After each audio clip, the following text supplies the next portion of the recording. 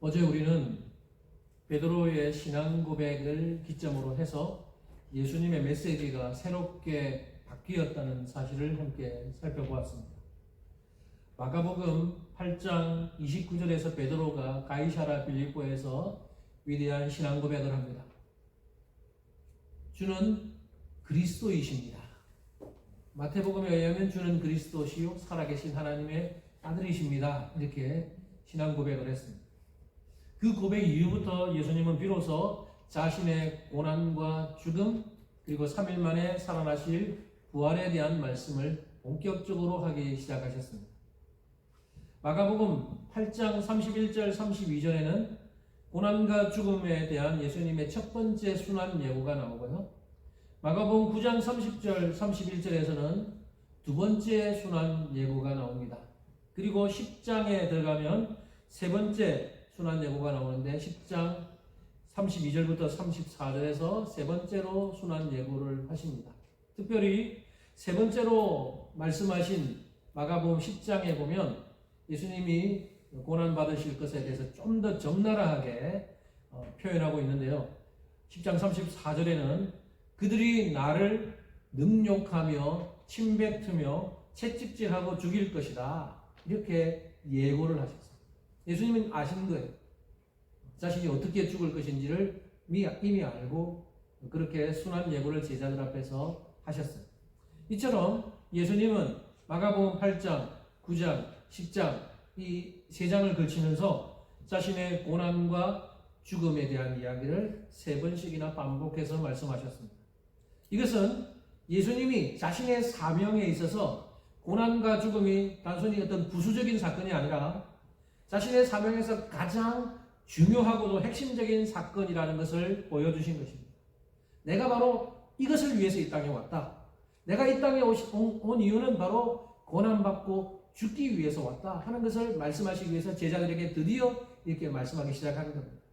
예수님의 십자가 죽음은 그러니까 예수님께서 이 땅에 오신 가장 핵심적인 사명이라고 할 수 있습니다. 그런데 예수님의 이 세 번째 순환 예고 이후에 아주 기가 막힌 일이 하나 일어납니다. 오늘 본문 바로 앞단락인데요. 35절부터 41절에는 예수님의 12제자 중에 야고보와 요한이 예수님을 찾아와서 주님의 우편과 좌편에 앉게 해달라고 요구하는 내용이 나옵니다. 오늘 본문 앞단락 37절 내용을 보시면 이렇게 부탁을 합니다. 여짜오되 주의 영광 중에서 우리를 하나는 주의 우편에 하나는 주의 좌편에 앉게 하여 주옵소서. 여러분, 예수님이 세 번에 걸쳐서 고난과 죽음에 대해서 말씀하셨는데 어리석은 이 두 제자는 예수님의 마음을 아는지 모르는지 철없는 부탁을 하고 있는 것입니다. 여러분, 야고보와 요한이 왜 이런 철없는 부탁을 하고 있는 걸까요? 그것은 예수님이 이 땅에 오신 목적을 제대로 이해하지 못했기 때문입니다. 예수님은 분명히 제자들 앞에서 세 번에 걸쳐서 이 땅에 오신 목적, 자신이 앞으로 어떻게 될지를 분명히 말씀하셨음에도 불구하고 이 어리석은 제자들은 예수님의 말씀을 자기들 방식으로 이해하고 해석했어요. 예수님의 목적을, 사명을 제대로 파악하지 못하고 자기들 방식으로 이해했습니다. 어떻게 이해했을까요? 예수님께서 고난의 메시아, 고난의 종으로 이 땅에 왔지만 여전히 제자들은 예수님을 정치적인 메시아로 이해했습니다. 그것이 예수님에 대해서 이런 요구를 하게 된 이유입니다. 예수님께서 내가 고난받고 죽어야 할 것이다 라고 말씀하셨을 때 그들은 이렇게 이해한 거예요. 예수님께서 고난당하신다고 하니까 그래, 예수님이 이제 로마 제국에 대해서 대항하고 쿠데타를 일으키다가 좀 힘든 일을 겪겠지, 고난을 당하시겠지 이렇게 생각했고, 예수님이 죽음에 대해서 말씀하셨을 때 그래, 저 로마와 싸우다가 어쩌면 죽을 수도 있다는 얘기겠지 라고 이해했다는 거예요. 제자들의 마음속에는요, 그러나 이런 마음이 있어요. 설마 우리 주님께서 로마에게 패하시겠어? 우리 주님은 수많은 기적을 일으키신 분이고 죽은 사람도 살리시는 분인데 설마 로마와 싸우다가 죽으시겠어? 지금 예수님은 우리에게 겁을 주려고 그러시는 걸 거야 라고 생각하면서 자기들 방식으로만 이해하고 해석해버린 거예요. 이처럼 제자들은 예수님의 고난과 죽음의 예고를 자기들 방식으로 해석했고, 오히려 예수님께서 쿠데타를 성공하시고 이 로마를 뒤집어 엎고 영광스러운 왕으로 등극할 것이라고 생각하는 거예요. 그래서 제자들끼리 서로 예수님이 왕이 되시면 내가 우측에 좌측에 높은 자리에 앉게 해달라고 해야 되겠다 하고 찾아와서 이렇게 어리석은 부탁을 한 것입니다. 여러분, 예수님께서 뭐라고 대답하셨을까요?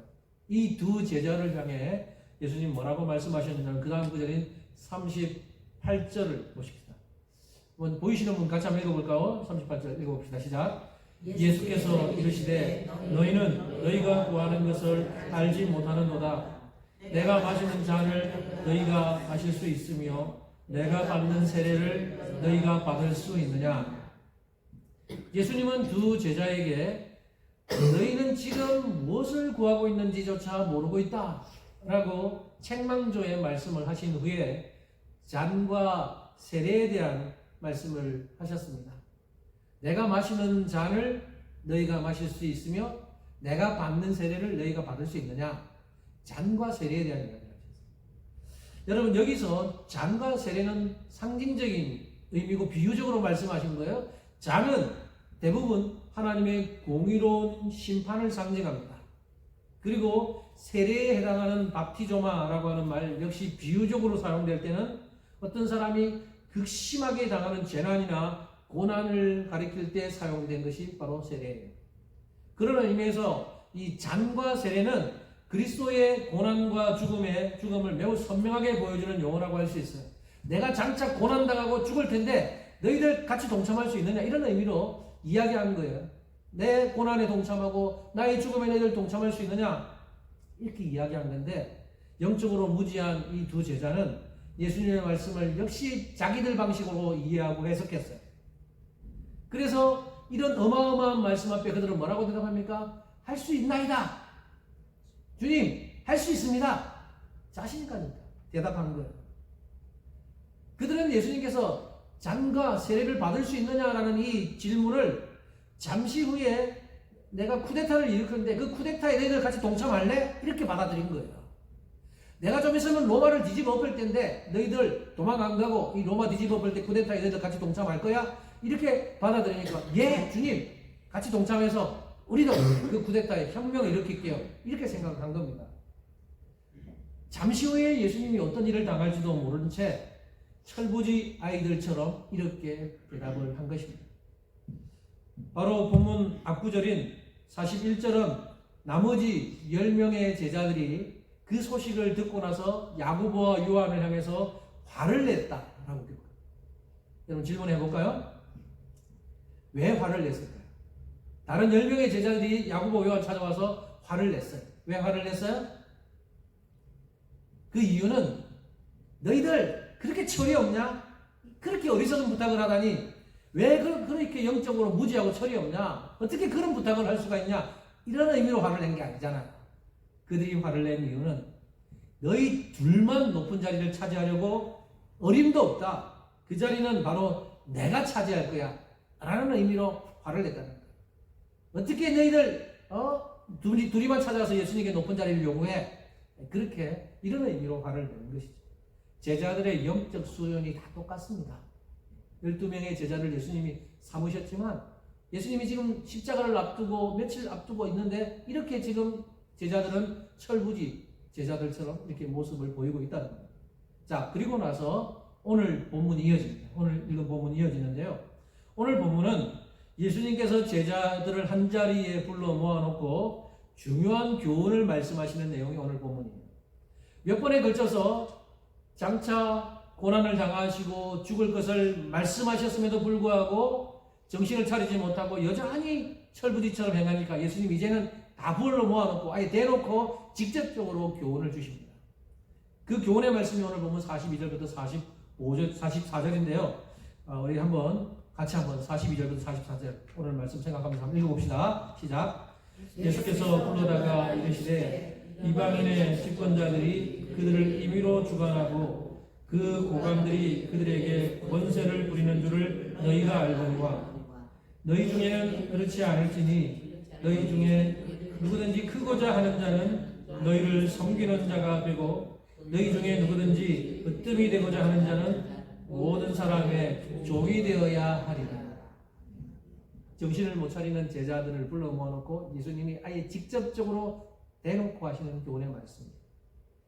예수님의 말씀을 통해서 두 가지의 아주 대조적인 말씀을 하십니다. 세상 나라의 리더십과 하나님 나라의 리더십의 결정적인 차이를 말씀하십니다. 세상 나라의 리더십은 어떻다고요? 백성들을 임의로 주관하고 다스리고 권세를 부린다는 겁니다. 권력을 가진 사람이 자기 마음대로 지배하고 억누르고 권력을 행사한다는 거죠. 이것이 세상 나라의 리더들의 모습이라면 하나님 나라의 리더들의 모습은 어떻다고요? 모든 사람들을 섬기며 그들의 종이 되어야 한다는 겁니다. 크고자 하는 자는 낮아질 것이고 낮아지고자 하는 자는 크어질 것이다. 앞으로 이 예수님의 제자들은 조금만 있으면 초대교회의 리더들이 될 겁니다. 초대교회의 사도들로서 리더로서의 역할을 감당해야 되는 이 12제자가 아직은 철이 없어. 그래서 제자들을 향해서 아예 대놓고 너희들 세상의 리더들처럼 하면 안 돼. 권력 있다고 그 권력으로 백성들을 억누르고 사람들을 막 억압하고 이건 세상의 리더십이지 하나님 나라의 백성들의 리더십은 겸손히 낮아져서 섬기는 거야. 종이 되는 거야. 이렇게 말씀하시는 겁니다. 예수님의 이 말씀은 지금까지의 가치관을 완전히 뒤집어 엎는 혁명적인 말씀입니다.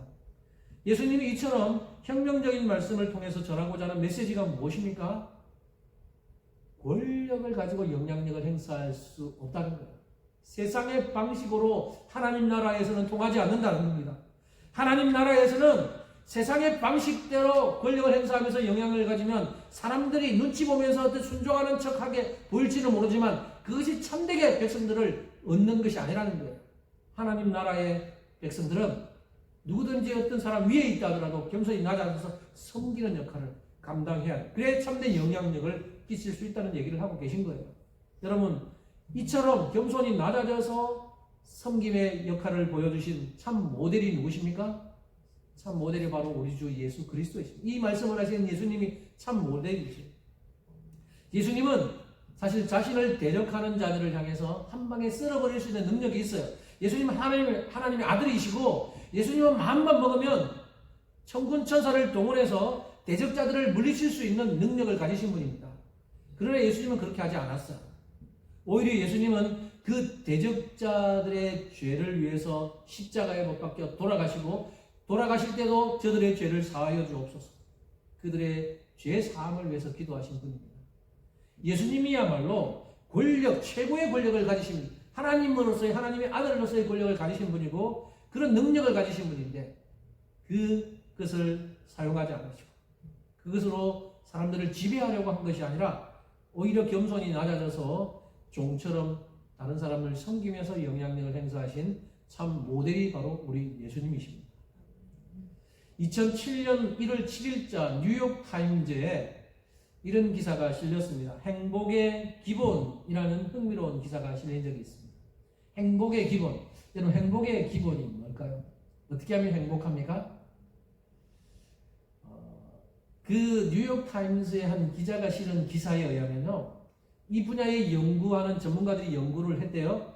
근데 자신에게 즐거운 활동을 하면 행복할 것 같은데 사실은 행복이 아닌 이런 쾌락의 쳇바퀴를 돌 뿐이다. 이렇게 분석하면서 이야기를 합니다. 우리는 내가 하고 싶은 일을 하고 내가 막 즐기고 싶은 일을 하면은 이게 행복하다라고 생각할 수 있지만 행복처럼 보이지만 그냥 쾌락의 쳇바퀴를 돌 뿐이다 라고 분석을 하면서 이야기해요. 그러면 쾌락에 중독이 되어서 자꾸만 더 자극적인 일을 쾌락을 추구할 뿐이지 참된 만족과 행복을 추구할 수 없다. 그렇게 기사에 기록을 하면서 행복의 증진, 행복을 높일 수 있는 방법을 하나를 소개하는데 그게 뭐냐면 이타적인 마음으로 어려운 사람들을 돕는 것이다. 이렇게 이야기를 하고 있습니다. 뉴욕타임스의 기사는 남들을 이타적으로 섬기고 살면 뿌듯한 기분과 삶의 의미를 얻을 수 있다고 이렇게 적고 있어요. 이타적으로 사는 것이 행복의 기준이라고 말하는 것입니다. 이거는 단순히 우리는 이타적으로 살아야 되는 거 알잖아요. 이기적인 것보다 이타적으로 살아야 되는 건 아는데 단순히 어떤 의무감이나 도덕 때문이 그런 건 아니라 오히려 자신의 행복 때문에 내가 정말로 행복하고 싶으면 다른 사람을 도우면 내가 행복해진다. 그렇게 이야기하는 겁니다. 그래서 이 기사가요, 예수님 믿지 않는 세상 사람들에게는 매우 신선하고 도전적으로 다가왔습니다. 의무감이나 책임감 때문이 아니라 우리 자신의 행복을 위해서 이타적으로 살아야 한다라는 말 참 멋있어 보입니다. 그런데 팀 켈러 목사님은 자신의 행복을 위해서 이타적으로 사는 것, 그것도 결국은 그러면 이타적인 게 아니라 이기적인 삶일 뿐이다. 자기의 행복을 위해서 이타적인 삶을 사는 것, 그것도 이기적인 것일 뿐이다 라고 지적을 했어요. 어떻게 보면 말이 좀 되는 것 같아요. 이타적인 삶은 좋은 건데 그게 결국 자기를 위해서 그런 거라면 그것도 이기적인 거라는 거죠. 그러면서 어떻게 하면 그러면 이기적인 그런 생각을 다 버릴 수 있고 순수한 마음으로 이타적인 삶을 살 수 있을 것인가? 그게 대해서 이야기할 때 이 세상의 어떤 것으로는 안 돼요. 바로 그 참된 모델이신 예수 그리스도의 삶을 본받을 때 가능하다. 그렇게 이야기합니다. 예수님이 사신 삶이야말로 진정한 이타적인 삶이기 때문에 예수님의 삶을 닮은 제자로 살아갈 때 참된 행복과 참된 행복이 우리에게 있다는 것을 우리에게 말하고 있는 거죠. 오늘 본문 45절은 예수님이 이 땅에 오신 목적을 분명하게 밝혀줍니다. 45절은 너무나 유명한 말씀이죠. 마가복음의 가장 핵심 구절이라고 말할 수 있는데요. 45절 같이 한번 읽어볼까요? 시작. 인자가 오는 것은 섬김을 받으려 함이 아니라 도리어 섬기려 하고 자기 목숨을 많은 사람의 대속물로 주려 함이다. 이게 여러분 예수님이 이 땅에 오신 목적입니다. 오늘 보면 마가복음 10장 45절이 마가복음 전체의 핵심 구절인 동시에 예수님이 이 땅에 오신 목적입니다. 섬김을 받으려고 이 땅에 오신 것이 아니라 섬기려고 오셨고 자기 목숨을 많은 사람의 대속물로 주기 위해서 오셨다는 겁니다. 대속물이 뭡니까? 여기 대속물이라고 하는 헬라어 루트론이라고 하는 말은 노예나 죄수의 자유를 사서 주는 것입니다. 노예나 죄수는 자유가 없어요. 근데 노예나 죄수에게 자유를 선물하는 것, 그런 의미를 담은 것이 바로 대속물이에요. 여러분, 노예나 죄수에게 자유를 선물하려면 막대한 비용이 들어갈 수 있고 그 빚을 대신 갚아주어야 합니다. 예수님께서 이 땅에 오신 목적이 그거라는 거예요. 이처럼 노예나 죄수의 죄의 빚을 대신 갚아주시고 그들에게 참 자유를 주시기 위해서 이 땅에 오셨다는 거예요. 이게 바로 자기 목숨을 많은 사람의 대속물로 주려 함이니라. 예수님이 이 땅에 오신 목적이고요. 이 땅에 사는 노예들, 죄수들의 그 죄, 억압되어 있는 죄의 노예로 있는 사람들의 죄값을 해결해 주시고 참된 자유를 선물해 주시기 위해서 이 땅에 오신 것이 예수님의 목적이에요. 그러나 우리가 꼭 여기서 기억해야 될 것은 예수님께서 치르신 그 대속의 값은 결코 가벼운 값이 아니라 엄청난 값이라는 거예요. 팀 켈러 목사님은 뭐라고 말하냐면 우주적인 값이라고 말합니다. 왜 우주적이라고 표현할까요? 우리의 죄의 값이 우주적인 것만큼 크기 때문에 예수님께서 갚으신 그 죄의 값도 우주적인 값을 갚으셨다는 거예요. 돈 단순히 1,000불, 10,000불 내면 우리를 죄에서 해방시켜준다 이런 게 아니잖아요. 그러면 억만장자 그런 사람들은 수많은 사람들을 죄를 해방시켜 줄 수 있는 능력이. 그러나 우리의 죄값은요 돈으로 계산될 수 있는 게 아니에요. 돈으로 선물 줄 수 있는 게 죄의 사함의 선물을 줄 수 있는 게 아니라는 거예요. 그래서 예수님이 우리의 이 우주적인 죄값을 해결하기 위해서 그 어마어마한 값을 지불하셨는데 그 값이 뭡니까? 바로 예수 그리스도의 생명의 값이에요. 피값. 예수님 하나님의 아들이 죽는 것, 이 죄값을 통해서만 오직 우리를 자유케 하시는 선물을 주실 수 있기 때문에 그렇게 대속물로 자신의 목숨을 내어주시기 위해서 이 땅에 오신 것입니다. 사랑하는 여러분, 우리가 진정으로 본받아야 하는 모델은 바로 이렇게 자신을 아낌없이 내어주신 예수 그리스도이십니다. 이제부터 우리는 예수 그리스도를 본받아서 살아야 할 것입니다. 우리를 위해서 목숨까지 버리신 예수 그리스도의 십자가 사랑을 우리가 참으로 진정으로 깨닫는다면 우리의 삶도 이제는 이기적인 삶에서 벗어나서 예수님처럼 이타적인 삶을 살면서 참된 행복을 찾을 수 있게 될 것입니다. 억지로 남을 돕는 것이 아니라 자원해서 스스로 도울 수 있게 됩니다. 우리에게 참 자유와 구원을 선물로 주신 분을 닮고 그분을 기쁘게 하기 위해서 우리는 최선을 다하게 될 겁니다. 여러분, 이게 스스로 내 힘으로 되는 게 아니에요. 주님께서 주시는 그 은혜를 입을 때 이것이 가능하다는 것입니다.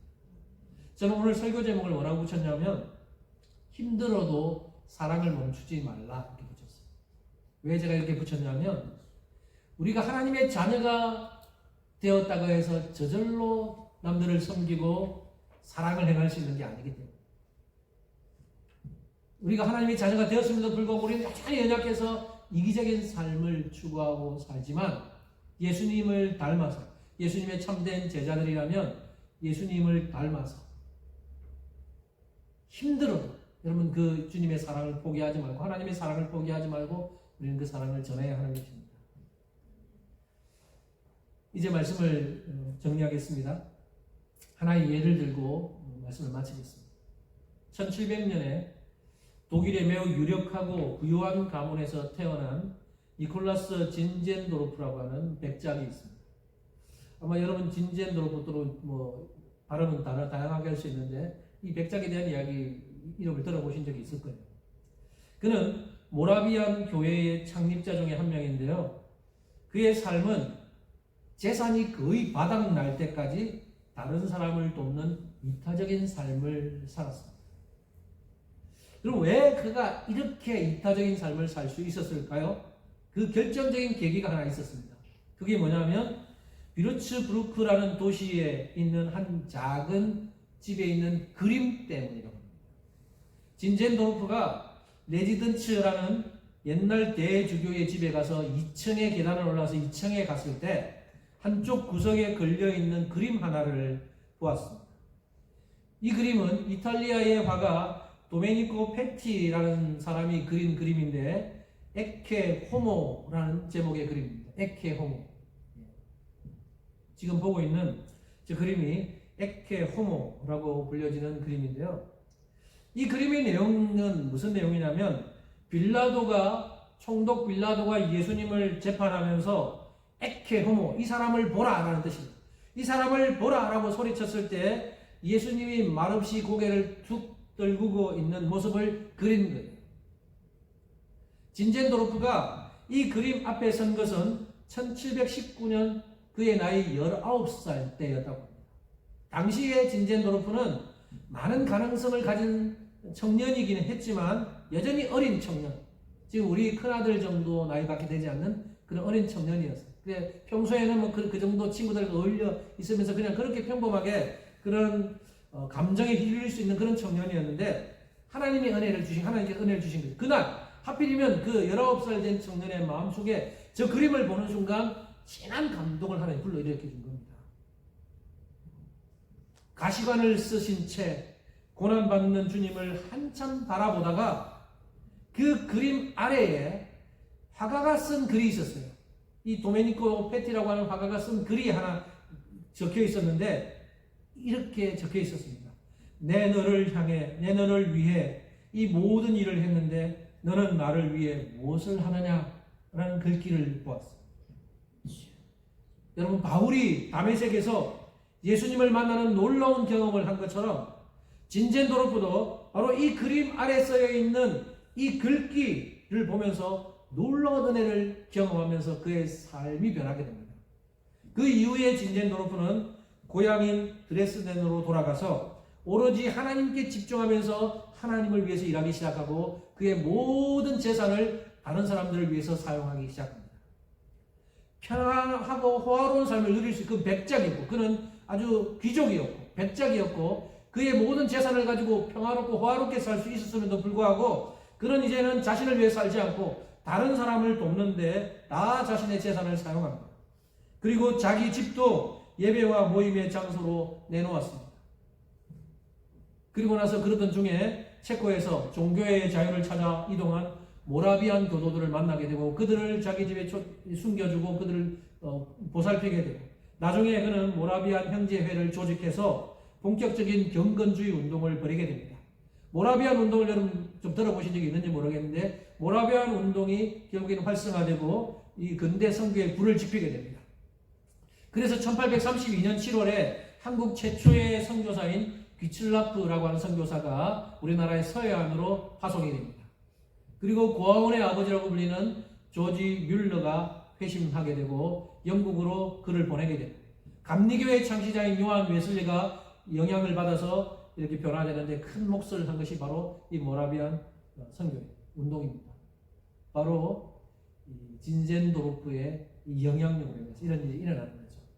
여러분, 하나님께서 진젠도르프를 이렇게 훌륭한 도구로 사용하는 계기로 삼은 것이 바로 한 무명 화가의 그림 때문이었다는 것은 참으로 놀랍습니다. 가시면류관을 쓰고 계신 예수 그리스도의 그 그림을 보고 그 밑에 화가가 써놓은 글귀, 내 너를 위해서 이 모든 일을 했는데 너는 나를 위해서 무엇을 하느냐. 이 그림과 글이 진젠도르프의 인생을 바꾸어 놓은 것입니다. 우리가 오늘 이 설교 말씀을 듣기 전에 불렀던 찬송 311장 내 너를 위하여 라는 찬송 우리가 불렀잖아요. 1절 가사는 이렇습니다. 내 너를 위하여 몸 버려 피 흘려 내 죄를 속하여 살 길을 주었다. 널 위해 몸을 주건만 너 무엇 주느냐. 널 위해 몸을 주건만 너 무엇 주느냐.